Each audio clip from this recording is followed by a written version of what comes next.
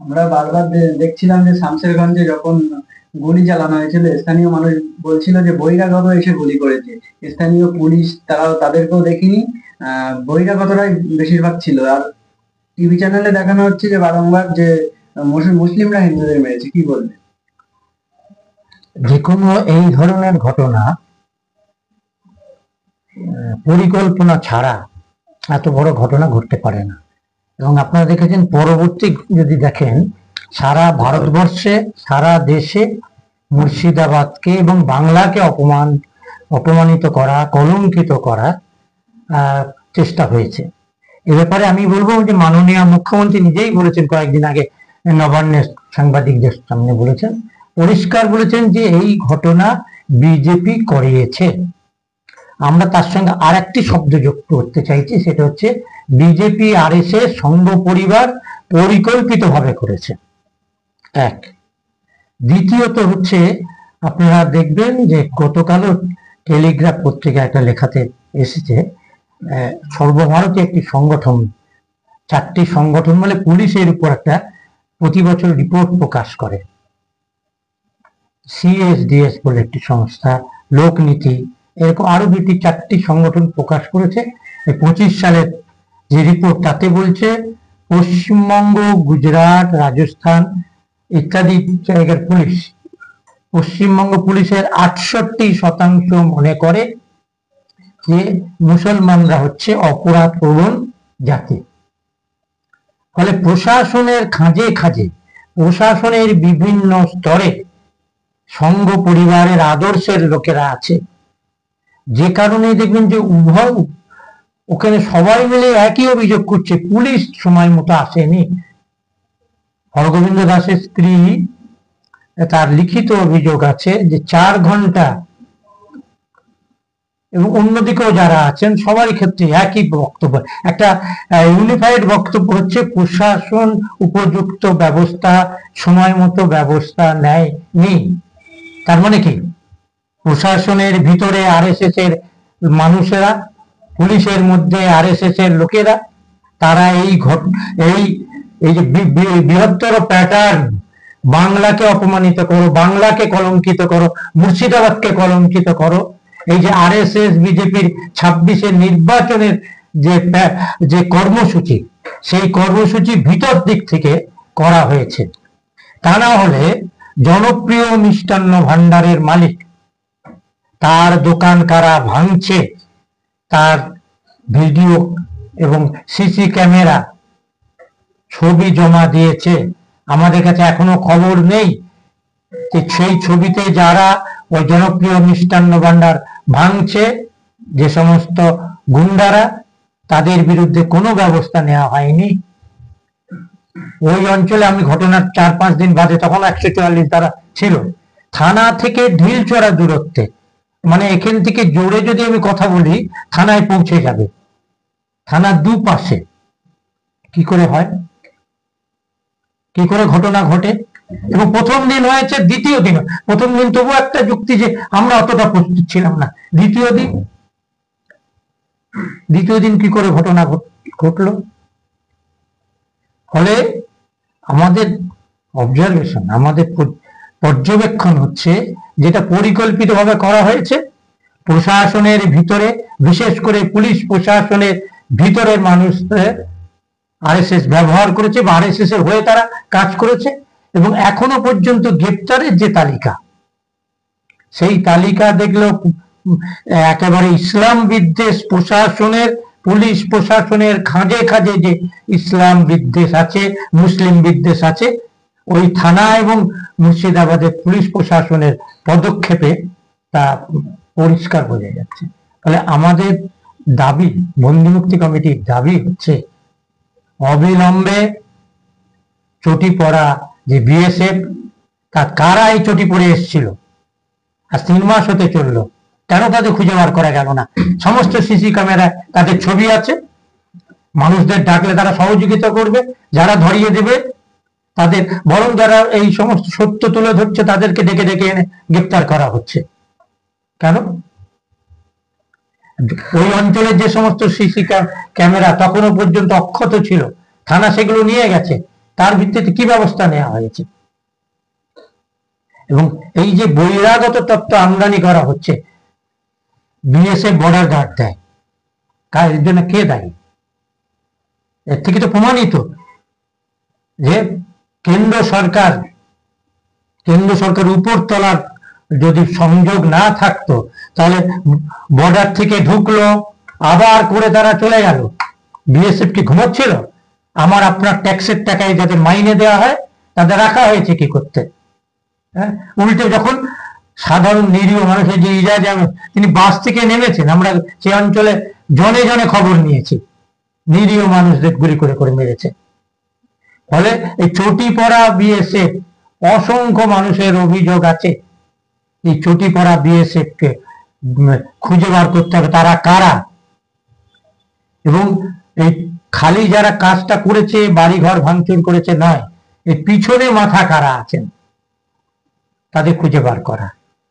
এবং এই যে পুলিশ নিজে বেআইনি কাজ করছে, আইনে আছে সন্ধ্যের পরে যে বাড়িতে মহিলা থাকেন সে বাড়িতে যাওয়া যায় না, অধিকাংশ বাড়িতে রাত্রিবেলা পুলিশ 2-2:30টার সময় গিয়েছে। কারা মুসলিমদের বাড়িতে জয় শ্রীরাম লিখে গেছে বিএসএফ এর পোশাক পরে পুলিশের সামনে? খুঁজে বার করা। এই আরএসএস সংঘ পরিবার বিজেপির এই যে বৃহত্তর প্যাটার্ন, এই প্যাটার্নের যারা রচনা করেছে, সামনে কুশীলব যারা সামনে আছে তাদের তো অবশ্যই ধরতে হবে, কিন্তু পিছন থেকে যারা এই নকশাটা তৈরি করে করিয়েছেন, সেটা যেখানেই থাকুক, যত উপরেই থাকুক, তাদের খুঁজে বার করতে হবে বাংলার স্বার্থে, সম্প্রীতির স্বার্থে, বাংলার সম্মান রক্ষার জন্যই এটা অত্যন্ত জরুরি। আমরা বন্দি মুক্তি কমিটি মনে করছি দোষীদের যেমন খুঁজে বার করতে হবে, উপরতলায় যদি কেউ থাকে তাকেও খুঁজে বার করতে হবে বাংলা সম্মান রক্ষার জন্য। আর নিরীহ যাদের ভুয়া অসংখ্য উদাহরণ আমাদের কাছে আছে, এফআইআর আছে, তাদের অবিলম্বে মুক্তির ব্যবস্থা করতে হবে। বাংলার মানুষের কাছে আমাদের আবেদন যে আপনারা সকলে সোচ্চার হন, সতর্ক থাকুন, সোচ্চার হন এদের মুক্তির দাবিতে, আর সতর্ক থাকুন যাতে বাংলাকে আর এভাবে বিজেপি কলঙ্কিত করতে না পারে। ধন্যবাদ। গত 12 এবং 13 এপ্রিল মুর্শিদাবাদ ওয়াকাফ আন্দোলনকে কেন্দ্র করে বিএসএফ এর গুলিতে একজন আহত হয়েছে এবং কয়েকজন নিহত হয়েছে।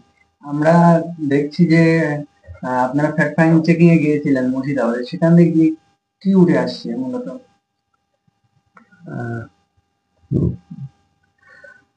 ফ্যাক্ট ফাইন্ডিং আমরা যেটা দেখেছি যে সেখানে হিন্দু মুসলিম নির্বিশেষে সবাই বলেছে যে পুলিশ যদি তৎপর হতো তাহলে এত ক্ষতি হতো না, অতি অল্পেই শুরুতে ব্যাপারটা শেষ করে দেওয়া যেত। এমনকি যে হরগোবিন্দ দাস এবং চন্দন দাস এবং ইজাজ আহমেদ বিএসএফ এর গুলিতে তিনি মারা গেছেন। আর হরগোবিন্দ দাস এবং চন্দন দাস তারা আহত হয়ে যতক্ষণ তারা পড়েছিলেন, এলাকার মানুষের বক্তব্য তাদের যদি সঠিক সময় হাসপাতালে নিয়ে যাওয়া যেত তাহলে তাদেরকে প্রাণে বাঁচানো যেত, মাত্র একটা চিকিৎসার জন্য লড়াই করা যেত। পুলিশ প্রশাসন তারা এটাকে হতে দিয়েছে। এটা হিন্দু মুসলিম নির্বিশেষে প্রত্যেকটা মানুষ এ কথা বলেছে যে পুলিশ যদি তৎপর হতো তাহলে এই ঘটনা এড়ানো যেত, অতি সামান্য একটা ঘটনা হিসেবে এখানে লোকাল ঘটনা হিসেবে থেকে যেত, এটা তো বাড়ন্ত হতো না। 2 নম্বর হচ্ছে এই ঘটনাকে কেন্দ্র করে শামশেরগঞ্জ থানাতে, শুধুমাত্র শামশেরগঞ্জ থানাতে 373টা এফআইআর হয়েছে, যেটা ভারতবর্ষের ক্ষেত্রে প্রায় নজিরবিহীন ঘটনা। একটা ছোট্ট একটা এলাকার থানা, সেইখানে একটা ঘটনাকে কেন্দ্র করে 373টা এফআইআর হয়েছে। তার মধ্যে গোটা 20-22টা পুলিশ করেছে, আর বাকি সবটা করেছে বেশিরভাগ হচ্ছে বিজেপি। এবং আমার এফআইআর কপিগুলো আমরা স্টাডি করে দেখেছি যে ভুয়ো এফআইআর ভর্তি, ভুয়ো এফআইআর, ট্যাম্পার্ড এফআইআর, এবং হুবহু একই বয়ান আমাদের কাছে এফআইআর কপি আছে, কে দেখতে পারেন। আমি শুধু আমরা 32 থেকে 33টা এফআইআর পেয়েছি, যে এফআইআর প্রত্যেকটারই বয়ান একদম হুবহু এক। এবং তারা বলছে যে আমাদের মানে মুসলিম মানুষরা এসেছিল, মুসলিম মানুষরা এসেছিল আবার ডাকাতি করতে, আমাদের বাড়ি থেকে টাকা নিয়ে গেছে এবং 30,000 টাকা নিয়ে গেছে, সমস্ত জুয়েলারি নিয়ে গেছে। মানে 30 জন লিখেছে, 30 জনের বাড়ি থেকে 30,000 টাকা নিয়ে গেছে। মানে কারোর 29,000 টাকা নয়, কারোর 31,000 টাকা নয়। তা আমরা সেদিনকে বহুজনকে বলেছি যে আচ্ছা, যার বাড়িতে 30,000 টাকা ছিল না, সেটা কি যারা এসেছিল তারা কি সেই টাকাটা বাকি টাকা দিয়ে 30,000 টাকা করে নিয়ে গেছে? বা যারা 31,000 টাকা ছিল 1,000 টাকা রেখে 30,000 টাকা নিয়ে গেছে? এই এতগুলি মানুষের সবার বাড়ি থেকে 30,000 টাকা কি করে নিয়ে গেল? এক। 3 নম্বর হচ্ছে যে অভিযোগ করেছে, ধরুন আমরা 3 জন অভিযোগ করেছি, 3 জন একই ঘটনার অভিযোগ 3 রকম। এবং এফআইআর গুলো আমরা পড়ে দেখেছি সম্পূর্ণ হচ্ছে ইসলাম বিদ্বেষে ভরা। কোন ঘটনার এফআইআর পুলিশের রিপোর্ট হতে পারে, সেই রিপোর্টে আলাদা মানুষ চিন্তা করে। সব থেকে মজা সন্ধ্যা বলছিল যে আমার বাড়িতে আগুন লেগেছে, আমি যদি এফআইআর করতে যাই তাহলে কি ওকে ডিটিপি সেন্টারে গিয়ে ডিজাইন করে করে এফআইআর করবো? সুন্দর করে টাইপ করা, তার ডিজাইন করা, বিভিন্ন এফআইআর কপি করে ডিজাইন করা, সেই অভিযোগপত্র ডিজাইন করে অভিযোগপত্র থানা আমি জমা দিচ্ছি। মানে আমার বাড়ি যখন আমার বাড়ি ডাকাত পড়েছে, অভিযোগ আমার বাড়ি ডাকাত পড়েছে, আমার ঘরে টাকা পয়সা লুট হচ্ছে, আমার গরু ছাগল নিয়ে গেছে, আমার ঘরের দরজা ভেঙেছে, আমার মানুষজনকে মারধর করছে, সেই সময় আমি এসে ডিটিপি সেন্টারে চলে গেলাম, গিয়ে গোটা বিষয়ে ডিটিপি করলাম, তারপরে আসতে থানায় গিয়ে এফআইআর করলাম, অভিযোগ জানালাম। এরকম ঘটনা প্রচুর ঘটেছে, প্রচুর। আমার কাছে আছে, কপি আছে, আপনারা যদি চান আমি সবাইকে পিডিএফ দিয়ে দিতে পারি। আর আমরা কপি বের করে আমরা একদম দিয়ে যাচ্ছিলাম, বিশেষত পশ্চিমবঙ্গ যে সংখ্যালঘু দপ্তর আছে, কমিশন আছে, আমরা সেখানে একদম এফআইআর কপি দিয়ে আমরা নোট দিয়ে আমরা অভিযোগ করেছি যে আপনারা দেখুন যে এই এফআইআর গুলো কিভাবে পুলিশের ব্যাখ্যা কি, পুলিশের ব্যাখ্যাটা কি, যে এই যখন এরা ভুয়ো এফআইআর করেছে, গাদা গাদা কারিগরি ভুয়ো এফআইআর করেছে, যে সাধারণ মুসলমান, এবং সবচেয়ে বড় কথা হচ্ছে যে 550 মতো মানুষ অ্যারেস্ট হয়েছে, যার মধ্যে প্রায় সবাই মুসলমান। এটা কি করে সম্ভব? আপনারা বলছেন যে হিন্দুরা মুসলমানদের বাড়ি ভেঙেছে, মুসলমানরা হিন্দুরা বাড়ি ভেঙেছে, দুপক্ষে অভিযুক্ত। আপনারা খবরের কাছে দেখেছেন যে সঞ্জীব কুমার দাস বলে একজন ভদ্রলোক, তিনি কিন্তু মুসলিম যুবককে আশ্রয় দিয়েছিলেন, তার জন্য তার বাড়ি বিজেপি ভাঙচুর করে।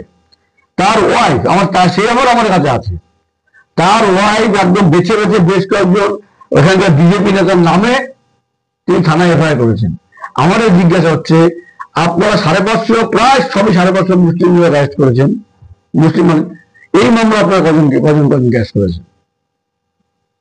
আমরা এখানে সব জায়গাতে বলছি, প্রেসে আমরা দেশে করে বলছি যে শামশেরগঞ্জে, সুতি এবং রঘুনাথগঞ্জের 3টে থানা এলাকাতে পুলিশ যে ভয়ের পরিবেশ তৈরি করেছে, সেটা 1948 সালের যে জেনোসাইড কনভেনশন আছে, জেনোসাইড মানে হচ্ছে একটা সম্প্রদায়কে নিধন।